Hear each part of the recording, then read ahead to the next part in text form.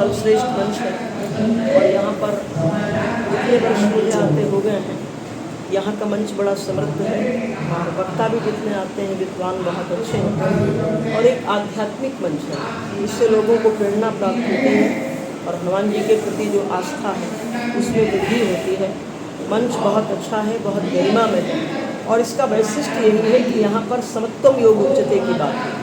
यहाँ पर कोई किसी से विवाद या द्वेष या राजनीतिक मंच नहीं है, टोटल आध्यात्मिक मंच है और समन्वयवाद की चर्चा, मानवता की चर्चा, भक्ति की चर्चा, यही सूत्र है और यही इसकी विशेषता है। जिस तरह से मोबाइल का प्रयोग लोग कर रहे हैं, धीरे धीरे लोग प्रवचन में आने से बच रहे हैं। पहले यहाँ काफ़ी भीड़ होती थी, जी जी, पूरा मंच भरा रहता था, लेकिन अब थोड़ा देखे उदासीनता देखने को मिल रही थी। क्या लग रहा है आपको, क्या कारण है इसका? एक तो कल हम लोग चर्चा कर रहे थे, एक तो भाषा की समस्या है।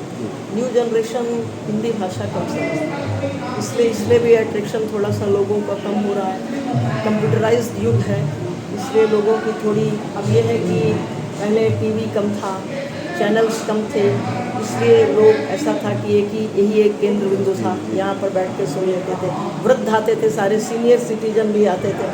अब जैसे रात्रि हो गई तो सीनियर सिटीजन अपने घर में सुन लेते हैं। तो विज्ञान के बढ़ते दौर में जैसे महानगरों का कल्चर होता है, महानगरों में प्रवचनों में भीड़ कम होती है, तो वो कल्चर धीरे धीरे छोटे नगरों में भी व्याप्त हो रहा है। लेकिन मैं ऐसा मानती हूँ कि इस परिवेश में भी जितने लोग आ रहे हैं वो अब अधिक महत्वपूर्ण है। तब का आना और अब का आना, तो अगर कुछ लोग भी आ रहे हैं क्योंकि इस विज्ञान के युग में जहाँ आदमी को समय नहीं है, वहाँ इतना भी समय अगर दे रहे हैं तो ठीक है, इससे संस्कार बने रहते हैं और बाकी सुविधाएं हैं थोड़ी सी लोगों की, और टीवी मीडिया के द्वारा लोगों को ज़्यादा सुनने को मिल जाता है, इसलिए थोड़ा प्रमाण रहता है लोगों।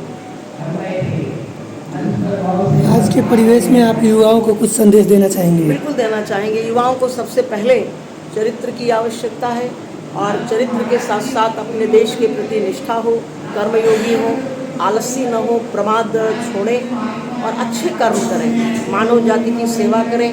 और धन कमाना बहुत अच्छी बात है, लेकिन धन की इतनी भी होड़ अच्छी नहीं है कि व्यक्ति अपने सिद्धांतों से या अपनी मान्यताओं से समझौता करे, क्योंकि युवाओं के ऊपर सारे राष्ट्र की संस्कृति सब कुछ उन्हीं के ऊपर निर्भर है। इसलिए युवाओं से मेरी यही विशेष प्रार्थना रहती है कि सबसे पहले वो अपने आप को जिस दिशा में वो जाना चाहें उस दिशा में जाएं, लेकिन सिद्धांतों से कोई समझौता न करें।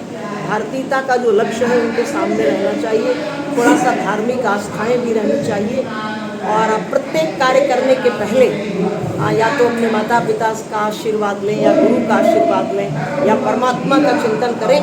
और युवा अपने चरित्र पर विशेष ध्यान दें, खान पान पर भी ध्यान दें, क्योंकि बढ़ती हुई जो खान पान की चीज़ें हैं, जैसे आजकल युवा लोग ड्रग्स ले रहे हैं और नशे कर रहे हैं, तो थोड़ा सा नशाखोरी जो देश में बढ़ रही है उससे युवाओं पर बहुत ज़्यादा, विशेषकर यंग जनरेशन बहुत ज़्यादा इसका उपयोग कर रही है। तो हम चाहते हैं थोड़ा सा, अगर वो नहीं छोड़ सकते थोड़ा इसे कम करें, क्योंकि इससे थोड़ा सा वैचारिक उनका जो विकास है वो खान पान भी उनका शुद्ध होना चाहिए। जैसा कि मैम आपने अभी बताया कि अपने माता पिता के प्रति भी उनका जिम्मेवार हो, तो इसके लिए आप कुछ संदेश देना चाहेंगे कि आजकल माता पिता के प्रति बच्चे थोड़ा सा उदासीन हो रहे हैं। पश्चिम की संस्कृति है, लेकिन उनको इतना होना चाहिए कि आदर भाव, जैसे हम भोजन करते हैं, पानी पीते हैं, तो वो भी हमारी जिम्मेवारी है।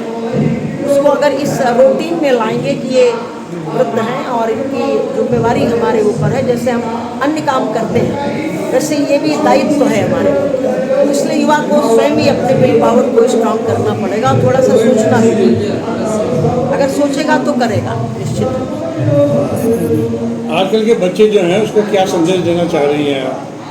जो अभी मैंने कहा कि बच्चों के लिए चरित्र, खान पान, नशाखोरी से दूर हो, कर्मयोगी बने, आलसी कम हो, शिक्षा में अपना मन लगाएं, पढ़ाई में मन लगाएं और देश के लिए जो कुछ भी हो उस पर करें, यही विशेष रूप से अच्छे नागरिकों की स्थान में और क्या किया है? ऐसा है कि अभी ये निर्माणाधीन है, लेकिन जिस तरीके से कम आवश्यकताओं में इन लोगों ने निर्माण कराया है ये सराहनीय है, क्योंकि हमको 30-40 वर्षों से आते देख रहे हैं उतना डोनेशन नहीं आता है जितना आना चाहिए, लेकिन फिर भी कम आवश्यकताओं में समिति ने जो भी कार्य किया है वो बहुत सराहनीय प्रयास है। और अभी ऑपरेशन थिएटर नहीं है, इसलिए मैं सोचती हूँ आगे भविष्य में जब उतना निर्माण होगा तो हनुमान जी की कृपा से जब वो भी हो जाएगा तो डॉक्टर भी बैठेगा और शायद ऑपरेशन भी इसमें होने की उनकी योजना है जी। तो एक परमार्थ का काम है, कोई कमर्शियल इनका उद्देश्य नहीं है, केवल पारमार्थिक उद्देश्य। तो जो काम परमार्थ के लिए होता है तो प्रगति करेगा स्वाभाविक रूप से, ऐसा मेरा विचार है।